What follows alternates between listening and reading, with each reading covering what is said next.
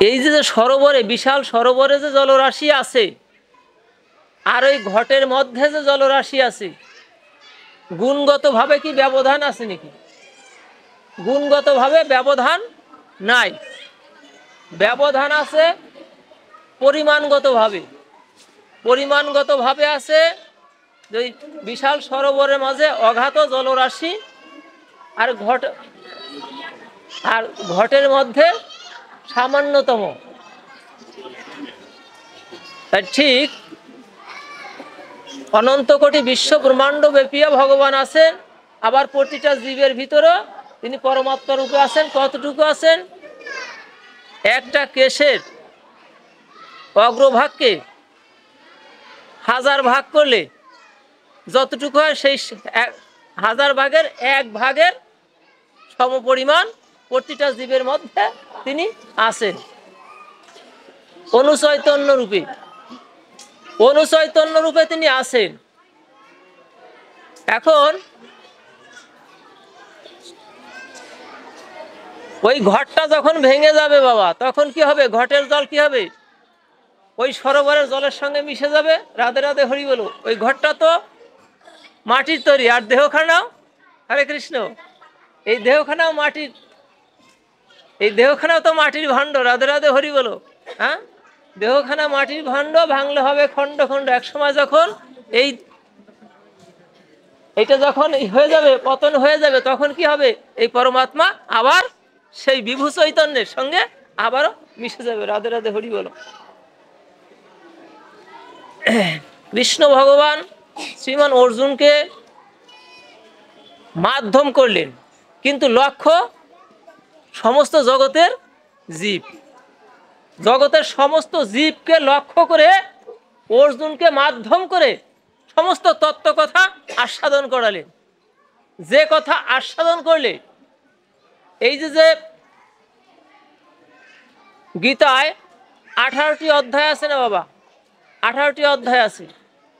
এই প্রত্যেকটা অধ্যায়ে যোগ কথা আছে। বিষাদ যোগ থেকে শুরু করে মস্ক যোগ পর্যন্ত প্রত্যেকটা যোগ কথা আছে। বলে যে এই যোগ তত্ত্বটা তুমি যখন আস্বাদন করবে, জীব যখন এই যোগ তত্ত্ব আস্বাদন করে, তখন তার ভিতর হয় বিয়োগ। বলে বিয়োগটা কেমন হয়? এই জগৎ সংসার জীবের মধ্যে থাকে। এই জড় জগতে এসে জড় বাসনা কামনা এগুলি জীবের মধ্যে সদা সর্বক্ষণ থাকে বর্তমান। আর যখন এই যোগ তত্ত্বগুলো আস্বাদন করে, তখন কি হয়? এই জড় জগতের যে জড় ক্ষুধাগুলি থাকে, জড় কামনা থাকে, জড় বাসনা থাকে, এইগুলি আস্তে আস্তে তার ভিতর থেকে বিয়োগ হয়ে যায়। জয় নিতাই, জয় গৌর হরি বল। এগুলি আস্তে আস্তে বিয়োগ হয়ে যায়।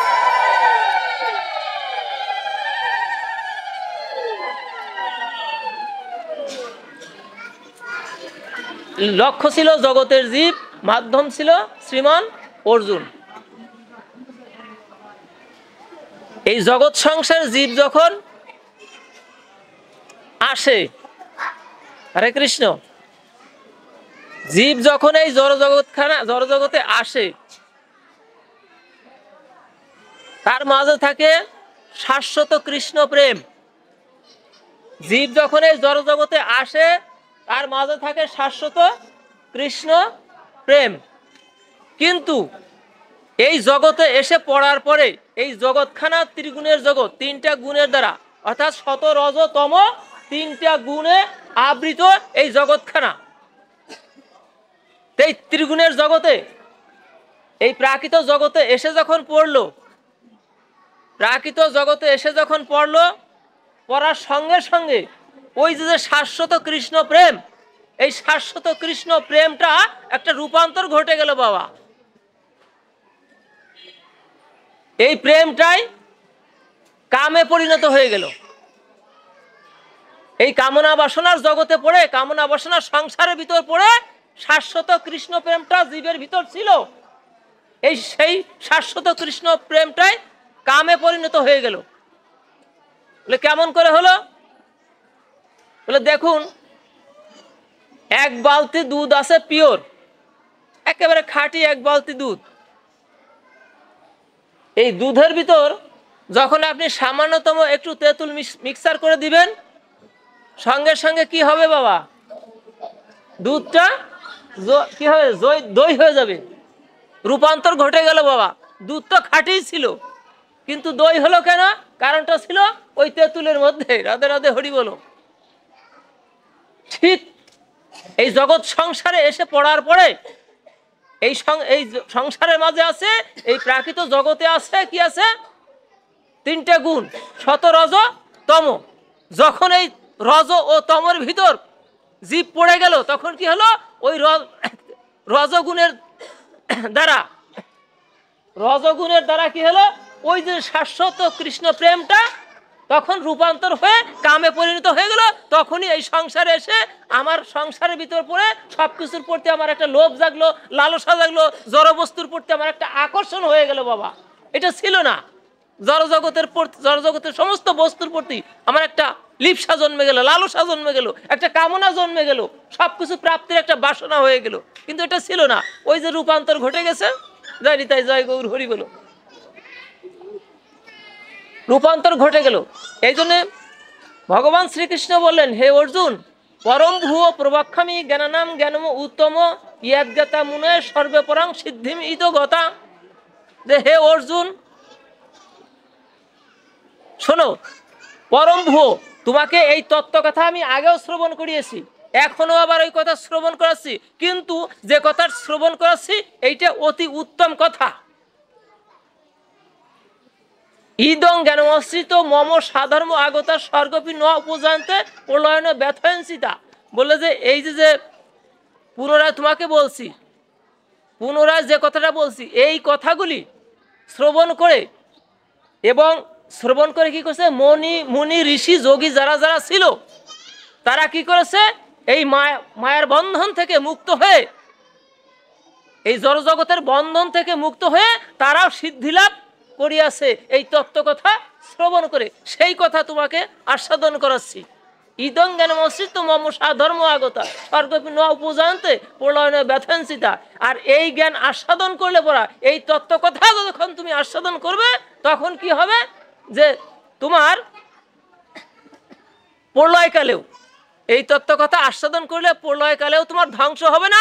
আর যখন সৃষ্টি হবে সেই সময় তোমার জন্ম হবে না।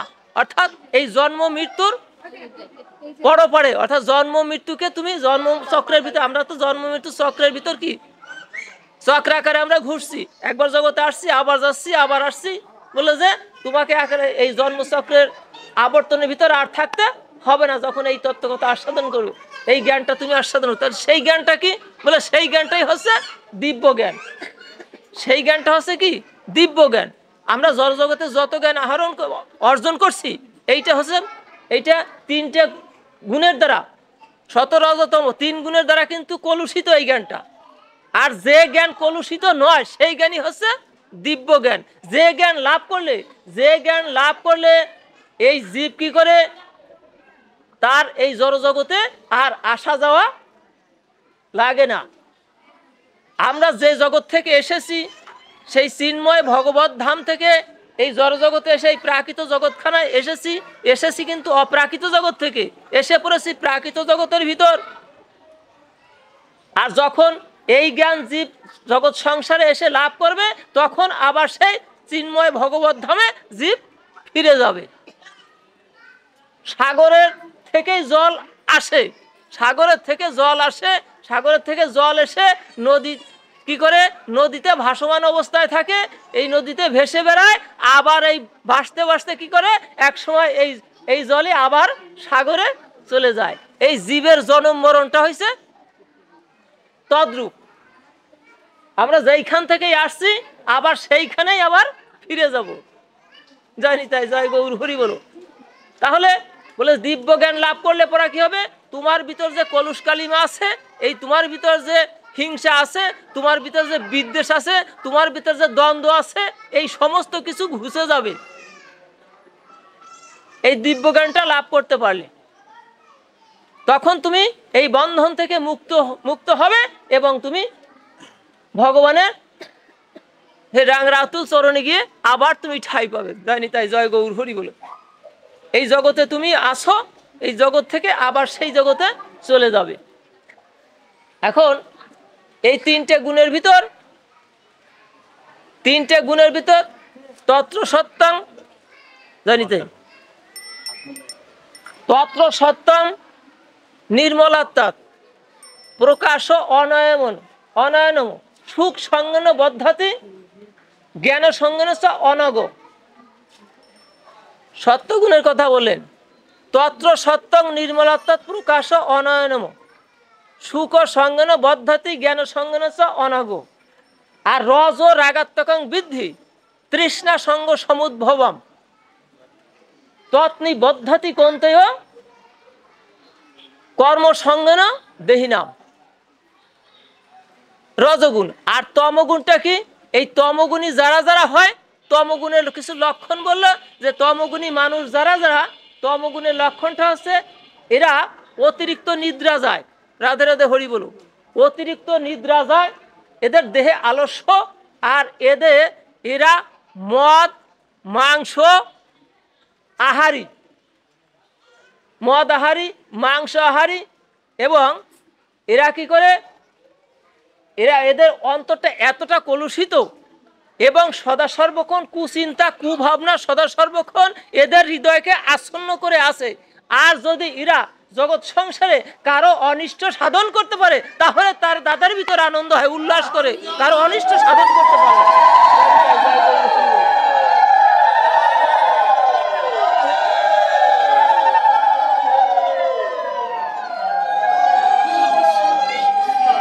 এই হচ্ছে তমগুণী।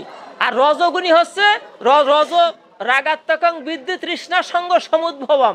এই রজগুণী মানুষ যারা, এদের ভিতর পিপাসা আছে বেশি বেশি। কি পিপাসা আছে? এই জড়জগতের বস্তুর প্রতি পিপাসা আছে, জড়জগতের বস্তু প্রাপ্তির জন্য পিপাসা আছে। এদের পিপাসা কখনো নিবৃত্তি হয় না। এই জগৎ সংসারে যত বিষয় সম্পদ আছে সবকিছু তাদের দিয়ে দিবেন, কিন্তু তাতেও তাদের পিপাসা মিটবে না বাবা। আর এই রজগুণী মানুষ যারা যারা কি হয়, এরা নর নারীতে আসক্ত হয়, নারী নরের প্রতি সদা সর্বক্ষণ থাকে আকর্ষণ, সব সময় এদের ভিতর আকর্ষণ থাকে এক অপরের প্রতি। আর কি করে এই আকর্ষণটা তার ভিতর সৃষ্টি করে কি, এই ইন্দ্রিয় সুখ ভোগের লালসা, ইন্দ্রিয় সুখ ভোগের লালসাটা তার উত্তর উত্তর বৃদ্ধি প্রাপ্ত হতে থাকে। যার ফলে কি করে এই জগৎ সংসারে সে নিজের একটা প্রতিপত্তি, একটা প্রভাব বিস্তারের জন্য চেষ্টা করে। দেখেন একটা বটবৃক্ষ একটা মাঠের কর্নারে লাগিয়ে রাখবেন, ওইখানে রোপণ করে রাখবেন, দেখবেন আস্তে আস্তে ওইটা কি করবে, ও চাবে যে সমস্ত মাঠটা যদি আমি একা ঘিরে ফেলতে পারতাম। ওর যে মূলগুলি আছে, ওই মূলের পরেও আবার যে দেখা গেছে যে কিছু কাণ্ড আছে, ওই কাণ্ডের থেকে মূল ঝুলে ঝুলে পড়ে, ঝুড়ি মূল বলে ওকে। ও চায় যে আরো বেশি বেশি এর ভিতর কি করতে, প্রভাব প্রতিপত্তি প্রতিষ্ঠা। এই রজগুণী মানুষ চায় সদা সর্বক্ষণ এই সমাজে আমার একটা প্রভাবের দরকার, একটা প্রতিষ্ঠার দরকার।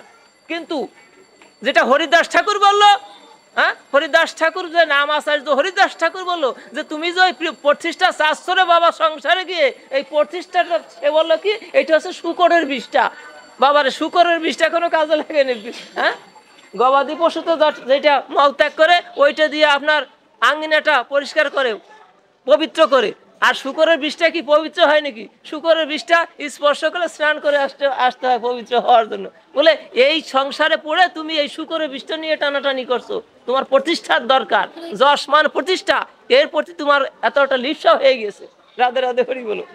আর সন্তান সন্ততি উৎপাদন করে এবং স্ত্রী পুত্র এদের প্রতি এতটা আকর্ষণ সৃষ্টি, এদেরকে সুখী করার জন্য, এদেরকে সুখী করার জন্য সে কি করে, অক্লান্ত পরিশ্রম করে যায় এদেরকে সুখী করার জন্য। এদেরকে সুখী করার জন্য সে যে সমস্ত কর্ম করবে, যে সে চাচ্ছে এদেরকে সুখী করার জন্য কামিনীকে কাঞ্চন দিয়ে সুখী করবে, অর্থবিত্ত বিষয় বৈভব, বাড়ি গাড়ি, বিলাসবহুল বাড়ির দরকার, বিলাসবহুল গাড়ির দরকার, এই যে এই সমস্ত তার ভিতর কাজ করছে।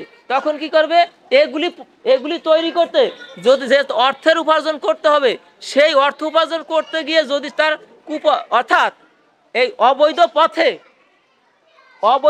উপার্জন করতে হয়, তাতেও সে দ্বিধাবোধ করবে না। যদি সে ব্যবসা করে কালোবাজারি করতে দ্বিধাবোধ করবে না, কালোবাজারি করতে দ্বিধাবোধ করবে না। এবং কুকীর্তির ব্যবসা, যেটাকে সুদের ব্যবসা বলা হয়। রাধে রাধে হরি বলো। আর যদি চাকরি করে তাহলে কি ঘুষ বাণিজ্য উপঢৌকন না নিলে এটা হচ্ছে না। তার কারণে এদেরকে প্রতিষ্ঠা করার দরকার, নিজের প্রতিষ্ঠিত হতে হবে সমাজে। বাবা দেখেন এই যে দুদকে ধরতেছে এখন, রাধে রাধে হরি বলো, ধরতেছে না? হ্যাঁ, করছে ওগুলি, কিন্তু সব ধরা পড়ে যাচ্ছে। বলে যে এইটাও ধরা পড়ে যাবা তুমি।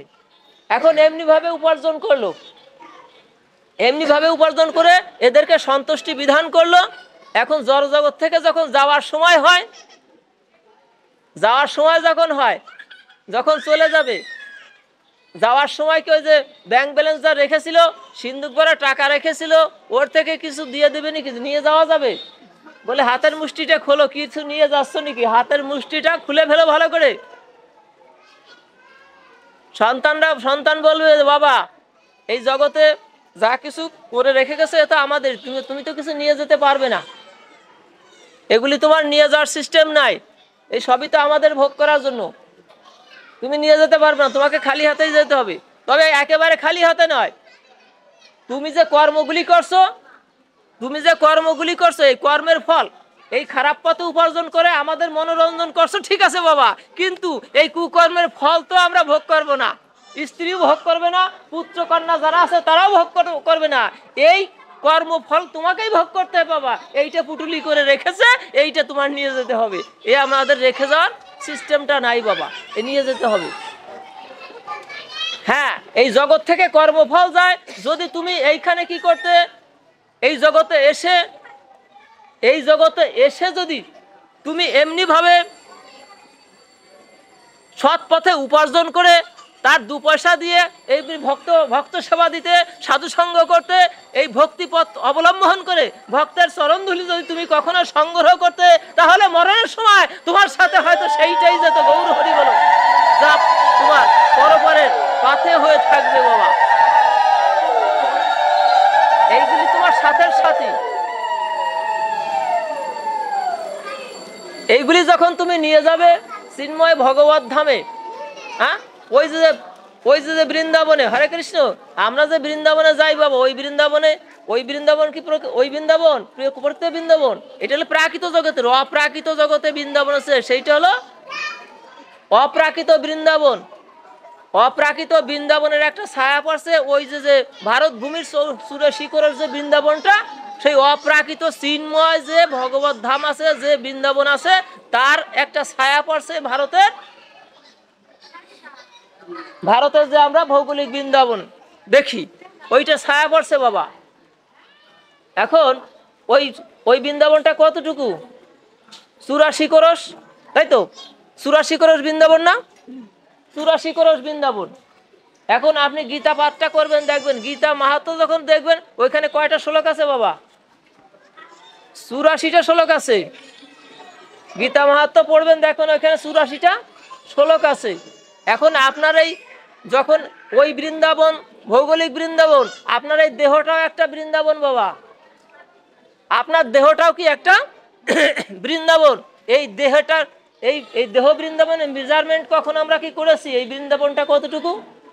ভারতের ভৌগোলিক বৃন্দাবনটা 84 ক্রোশ, সেটা আমরা জানি, কিন্তু আমার দেহ বৃন্দাবনটা কতটুকু বাবা? আমার এই দেহ বৃন্দাবনটাও 84 ক্রোশ, আমার দেহ বৃন্দাবনটাও 84 ক্রোশ। এই যে এইটা কি ক্রোশ নয় বাবা? এটা প্রত্যেকটা ক্রোশ না? এইভাবে আপনি করবেন, মেজারমেন্ট করবেন, একটা পাটকাঠি নেবেন বা একটা দণ্ড নেবেন, নিয়ে এইভাবে আপনি পরিমাপ করবেন। এইভাবে দেখবেন যে 24 ক্রোশ, আপনি 24 ক্রোশ মাপবেন, 24 ক্রোশে হবে 1 হাত, আপনার হাতের 1 হাত হবে। আপনার এই ক্রোশটাও যেমন, আপনার হাতটাও সেই অনুসারেই গঠন করা। তাই এইভাবে যখন আপনি মেজারমেন্ট করবেন, এই 24 ক্রোশে হবে আপনার 1 হাত। তাই 3 24 72, আর হলো 12, কত? 84 হয় না? তাহলে দেহটা কতটুকু? 3.5 হাত না? এই দেহটা 3.5 হাত, অর্থাৎ 84 ক্রোশ। ওই বৃন্দাবনটাও 84 ক্রোশ, আপনার এই দেহ বৃন্দাবনটা 84 ক্রোশ। ওই বৃন্দাবনে যাবেন কৃষ্ণকে, রাধা কৃষ্ণকে খুঁজতে, আগে বললো যে ওইটা খুঁজতে যাবা, ঠিক আছে, এই দেহ বৃন্দাবনের ভিতর রাধা কৃষ্ণকে দর্শন করো, রাধে রাধে হরি বলো, তাহলে তোমার প্রকৃত দর্শন হবে। তুমি রাধা কৃষ্ণকে দর্শন করো এই দেহ বৃন্দাবনে, এই 84 করোড় দেহ বৃন্দাবনের ভিতর রাধা গোবিন্দের রূপ দর্শন করো। এই দর্শনের জন্য যে যে দৃষ্টির দরকার সেই দৃষ্টিটাই হচ্ছে দিব্য দৃষ্টি। রাধে রাধে হরি বল। সেই জ্ঞানটাই হচ্ছে দিব্য জ্ঞান। এই জ্ঞান লাভ করে জীব বুঝতে পারে যে এই দেহ বৃন্দাবনের ভিতরে রাধা কৃষ্ণ আছে। তখন আপনি ওই বৃন্দাবনে গেলেই রাধা কৃষ্ণের রূপ দর্শন হয়ে যাবে। জয় নিতাই জয় গুরু হরি বলো। এখন বলো যে যখন তুমি এই যে রজগুণ অবস্থায়, রজগুণের যে লক্ষণটা বললো যে এই অবস্থায় তুমি চলে গেলে তোমার গতিটা কি হবে, ওই গতির কথা এরপরই বলছে। আর সদ্গুণ আশ্রিত যখন তুমি হবা, সদ্গুণ আশ্রিত মানুষ এই জগৎ সংসারে সৎ গুণ যদি বাড়াতে হয়, সদ্গুণ যদি বাড়াতে, সব সময় তো গুণ একরকম থাকে না। তিন গুণের জগৎ, তাই এই শতরজতম এই দেহের ভিতর এইটা সবসময় চলছে, কিন্তু সবসময় একরকম থাকে না। এটা এক অপরকে পরাভূত করে। কখনো সদ্গুণ বৃদ্ধিপ্রাপ্ত হয় দেহের ভিতর, কখনো রজগুণ, কখনো তমগুণ, এরকম করে এক অপরকে পরাভূত করে। বলে সদ্গুণী মানুষ যারা, এই সদ্গুণী মানুষের একটা কুশল বার্তা দিলেন। বলে সুসংবাদটা কি, এই সদ্গুণী মানুষরা এই জড় জগতে আছে দুঃখ, আছে যন্ত্রণা, আছে জ্বালা, এগুলি আছে না। আমরা ত্রিগুণের, অর্থাৎ আমরা এই জগৎ সংসারে জ্বালা পাইনি, যন্ত্রণা পাইনি, দুঃখ পাইনি, এমন কেউ আছে নাকি? পেয়েছি, তাই না? তাহলে ত্রিতাপ জ্বালা থেকে কেউ মুক্তি পায়নি, সকলের ভিতরে আছে। বলে এই জ্বালাটা, এই জড় জগতের যে ত্রিতাপ জ্বালা আছে, যন্ত্রণা আছে, যারা সদ্গুণ আশ্রিত মানুষ এরা এই জ্বালার দ্বারা, জ্বালা আছে কিন্তু এর দ্বারা কখনো প্রভাবিত হয় না, প্রভাবিত হয় না। কিন্তু আবার আলোর পাশে কিন্তু অন্ধকারে থাকে বাবা। বলে তুমি সদ্গুণ আশ্রিত হয়েছো, সৎ মানুষের সঙ্গও করছো, সাত্ত্বিক আহারও করছো। আমরা তো নিরামিষ খেলে সাত্ত্বিক আহার বলি, এবং এইটাই প্রসাদ করে রাধে রাধে। তুমি সাত্ত্বিক আহারও গ্রহণ করছো, সবকিছুই ঠিক আছে, কিন্তু এর ভিতর দিয়ে তোমার ভিতর যদি এমন একটা মোহ সৃষ্টি হয়ে যায় যে নিজেকে যদি তুমি শ্রেষ্ঠ কখনো মনে করো, আমি জগতের উত্তম, আমি ওই জগতে কেহ উত্তম নয়, এই রকম অবস্থা যদি তোমার ভিতর সৃষ্টি হয়ে যায়, নিজেকে যদি শ্রেয় মনে করো, তাহলে কি হবে, তোমাকে আবারও এই বন্ধনের ভিতর তোমাকে আবারও পড়তে হবে। সব কিছু ঠিক করলাম, নিরামিষও খাইলাম, সাত্ত্বিক আহার গ্রহণ করলাম, সৎসঙ্গ করলাম, সব কিছুই করলাম, বেশভূষা সব ঠিকই ধরেছি, কিন্তু আমার ভিতর এই যে অহংকারটাকে আমি কমাতে পারি না, আমি নিজেকে সবসময় শ্রেষ্ঠ মনে করছি। বললো যে এইটাই তোমাকে আবার বন্ধনের ভিতর নিয়ে যাবে। বলে এর থেকে তুমি বেরিয়ে আসো। বলে তুমি সত্যগুণী হয়েছো, কিন্তু ওই সত্যগুণটাকে রিফাইন করতে হবে। দেখেন না বড়ি লবণ চাষি যারা আছে, তারা যে লবণ উৎপাদন করে, লবণ চাষিরা প্রথমে যখন লবণটা আনে, ওইটার ভিতর মিক্সার থাকে, কিছু বালু থাকে, মিক্সার থাকে না, লবণের সাথে বালুও মিক্সার থাকে, ওইটা মেশিনে দিয়ে, সল্ট রিফাইনিং মেশিন আছে, ওই সল্ট রিফাইনিং মেশিনে দিয়ে যখন ওইটা রিফাইন করে, সঙ্গে সঙ্গে ওই বালুটা চলে যায়, তখন থেকে প্রকৃত যে লবণটা থাকে। বলে তুমি সত্যগুণী হয়েছো, এই সত্যগুণটাকে রিফাইন করে তুমি শুদ্ধ সত্যগুণী হও। আর শুদ্ধ সত্যগুণী যখন হবে, তখন তোমার ভিতর আর ওই আত্ম অহংকার এগুলি তোমার ভিতর থাকবে না, নিজেকে কখনো শ্রেষ্ঠ মনে করবে না, তখন নিজের দীনতাহীনতায় অন্তরটা ভরে উঠবে। রাধে রাধে হরি বলো। যেটা মহাপ্রভুর আদর্শের ভিতর, যেটা দেখিয়ে গেলেন নিত্যানন্দ প্রভু, শ্রীমান মহাপ্রভু জগৎকে শিখিয়ে গেলেন যে তৃণাদপি শুনিছেন তরুর অপি সহিষ্ণু না অমানেন মানদনা কীর্তনিয়া সদাহরি। নিজেকে সদা সর্বক্ষণ শ্রেষ্ঠ মনে করো না। এই জগৎ সংসারে নিজেকে একটু নিচ মনে করো, একটু ছোট মনে করো। জগতে আমি কিছুই জানি না, আমি কিছু বুঝি না, জগতে সবাই উত্তম, আমি হচ্ছে অধম। রাধে রাধে হরি বলো। এই ভাবটা তোমার ভিতরে আনো, তাহলে তোমার ওই যে সত্যগুণটা রিফাইন হয়ে শুদ্ধ সত্যগুণী যখন হয়ে যাবে, তখন এই ভাবটা তোমার ভিতর আসবে। এখন এইটা কেন আমাদের করতে হবে, এই গুণগুলো কেন আমাদেরকে এইগুলো রিফাইন কেন করতে হবে? বলে বাবা, তোমার যখন মরণের সময় আসবে, যখন মৃত্যুর সময় তোমার ঘনিয়ে আসবে, তখন যদি তোমার ভিতর ওই তমগুণটা প্রবল হয়ে দাঁড়ায়, তাহলে এই যে 84 লক্ষ জনি ভ্রমণ করে অর্থাৎ 80 লক্ষ জনি ভ্রমণ করেছো বিভিন্ন প্রজাতি হয়ে, শেষ পরে 4 লক্ষ বার মানব জন্ম পাইছো। কিন্তু এই দুর্লভ মানব জন্ম পেয়েও তখন তুমি যদি তমগুণী হয়ে মরণের সময় যদি তোমার ভিতর তমগুণটা বেড়ে যায়, তাহলে তোমার আর এই মানবকুলে ঠাঁই হবে না।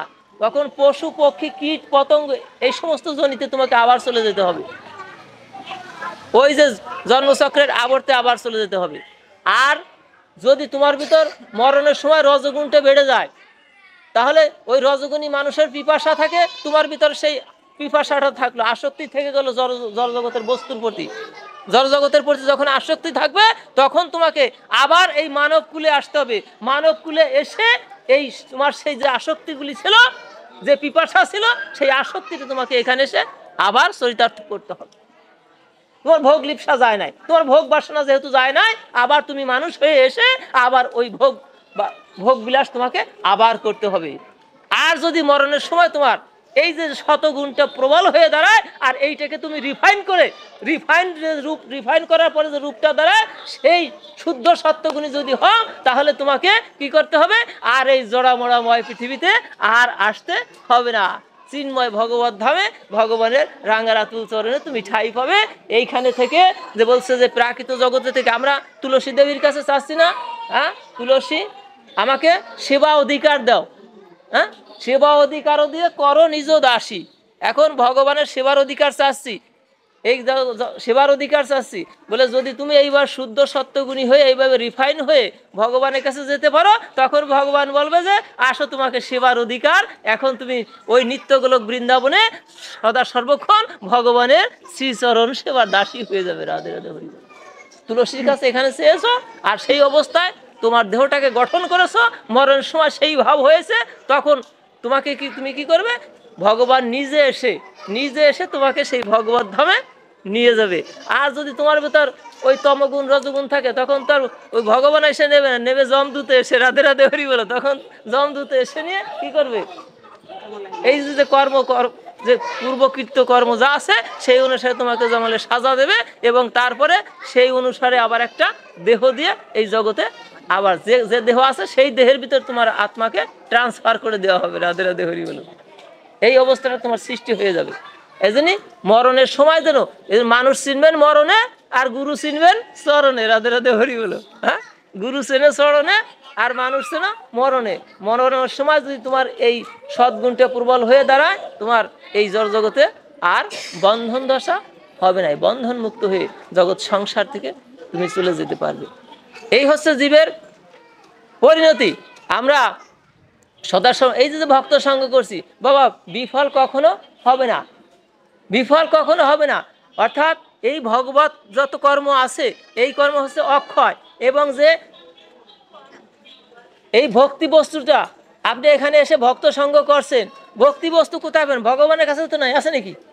ভগবানের কাছে ভক্তিটা আছে? ভগবান বলছে না, ওইটা আমি দিয়ে দিছি। এর কার কাছে দিয়েছো?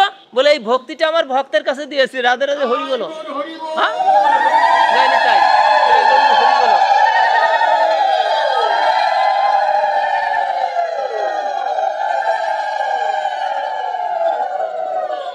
এই ভক্তি বস্তুটা অক্ষয়, এটা তোমার সাথে সাথে হয়ে যাবে। তুমি যখন এই জগৎ থেকে চলে যাবে, পরবর্তীতেও তোমার ওই ভক্তি বস্তুটা তোমার থেকে যাবে, ওইটার ক্ষয় নাই, অক্ষয়।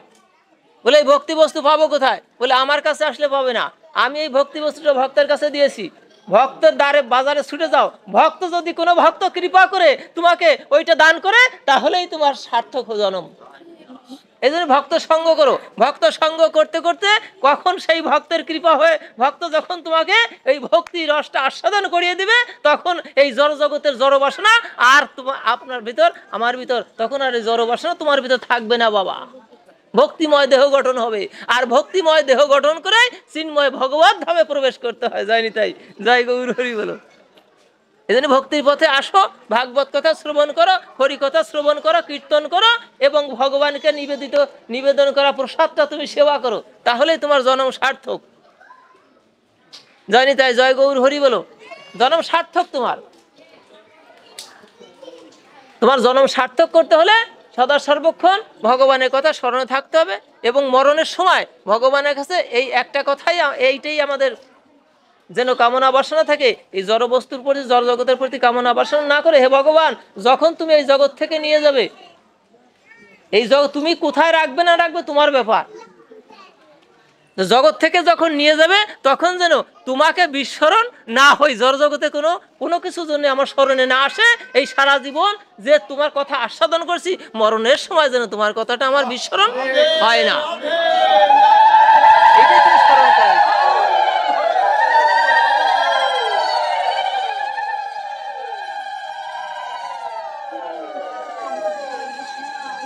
অর্জুন এক সময় বলে বসছিল ভগবান শ্রীকৃষ্ণ, হে কৃষ্ণ ভগবান, জীব যখন মৃত্যু সজ্জায় শায়িত হয় তখন তার চেতনা থাকে নাকি? তার জ্ঞান থাকে না, তখন তার জ্ঞান থাকে না, তখন তো তোমার কথা স্মরণে নাও আসতে পারে। কি করে তোমাকে স্মরণ করবে? সমস্ত ইন্দ্রিয়গুলো নিস্তেজ হয়ে যায়, ওই ইন্দ্রিয়গুলো আর কাজ করে না, তখন কি করে স্মরণ করবে তোমার কথা? বলে যে হে অর্জুন, সারা জীবন যে আমার কথা স্মরণে থাকে, আমার ভক্তের সঙ্গ করে, সারা জীবন যে আমার কথা স্মরণ করে, মরণের সময় তার সমস্ত ইন্দ্রিয়গুলো যদি বিকল হয়ে যায়, কাজ না করে, আমি কৃষ্ণ ভগবান তার অন্তরের ভিতর প্রবেশ করে আমার কথা আমি তখন স্মরণ করিয়ে দিব জীবকে। অঙ্গীকার দিয়ে গেলেন যে আমার কথা আমি স্মরণ করে দিয়ে দেবো, সমস্ত ইন্দ্রিয় যখন নিস্তেজ হয়ে যাবে, আমি সক্রিয় করে আমি তার ভিতর দিয়ে আমার কথা আমি স্মরণ করিয়ে দিয়ে তোমাকে আমার সেই ভগবত ধামে আমি তোমাকে নিয়ে আসবো। জয় নিতাই, জয় গৌর হরি বলো। সকলের জীবন সুন্দর হোক, সুখী হোক। এবং আজকে যেখানে এসেছি অনেকেরই পরমারাধ্য গুরুদেব গোপীনাথ গোস্বামী, তারই পরমারাধ্য পিতৃদেবের পুরাণ তিথি আজকে, সেই উদ্দেশ্যে আজকে এখানে ভক্ত সঙ্গের আয়োজন করা হয়েছে।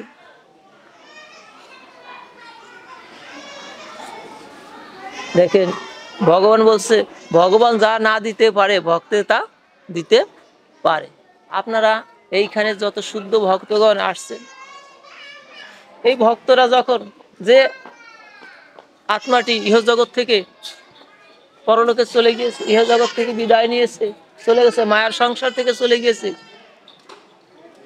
এই শুদ্ধ ভক্তরা যখন এই হেমদণ্ড বাহু তুলে ভগবানের কাছে প্রার্থনা করবে, ভগবান তখন ওই ভক্তের প্রার্থনাকে কখনো উপেক্ষা করতে পারে না। তাই এখানে এখানে এই যে ভাগবত কথা, হরি কথা, কৃষ্ণ কথা, গীতা আস্বাদন, ভাগবত আস্বাদন এবং ভগবানের নাম গুণাগুণ কীর্তন যা কিছু এখানে হবে, সব কিছু এই শব্দ তরঙ্গ এইগুলি কি করবে? এই আমাদের মহাশূন্যে আছে ইথার একটা পদার্থ, ইথারকে আশ্রয় করে এই প্রাকৃত জগতের কথা, সমস্ত কথা কি করে অপ্রাকৃত জগতে গিয়ে যেখানে ভগবান আছে সেইখানে থেকে ভগবান সেই আস্বাদন করে, এই যে তার পিতার আত্মা যেখানে আছে সেইখান থেকে সে আস্বাদন করে এদেরকে সকলকে আশীর্বাদ করে সিক্ত করবে। আমরাও সেই কথাই ভগবানের কাছে প্রার্থনা রাখছি, হে ভগবান যেন যে আত্মাটি ইহজগতের মায়া পরিত্যাগ করে চলে গেছে এবং সে যে সন্তান রেখে গিয়েছে, তার সন্তান জগৎকে আলোকিত করছে, আজ জগৎকে আলোকিত করছে, জগতের কত সন্তান তাদেরকে ভক্তি শিখাচ্ছে। সেই গোপীনাথ গোস্বামী যে ভক্তি পথে নিয়ে আসছে, হে কৃষ্ণ ভগবান তুমি তার পিতৃদেবকে এই ইহজগতের থেকে যদি চলার পথে কোনো ভুল ত্রুটি থেকে থাকে, অদর্শ দরদি হয়ে তুমি ক্ষমা করে যে তোমার রাঙ্গা রাতু চরণে তাকে ঠাই দিয়ে রাখো। এবং আজকে এখানে যারা ছুটে এসেছে এই প্রাণ তিথিতে, যে সমস্ত ভক্তরা, হে কৃষ্ণ ভগবান আমাদের যখন মৃত্যুর সময় ঘনিয়ে আসবে, আমরা তোমাকে দর্শন করতে পারি আর না পারি, তোমাকে পাই আর না পাই তাতে দুঃখ নাই। এই যে সমস্ত ভক্তদের নিয়ে আজকে সঙ্গ করলাম, হরি কথা কৃষ্ণ কথা আস্বাদন করলাম, মরণের সময় যেন এ সমস্ত ভক্তদের রূপখানি সম্মুখে ভেসে ওঠে, এই ভক্তের মধ্যে দিয়ে আমি ভগবানের রূপ দর্শন করতে করতে যেন আমি সকলের জন্য এই প্রার্থনা রেখে দীনদয়াল ব্যাসদেব এখানে বিশ্রাম নিচ্ছে। ওং গং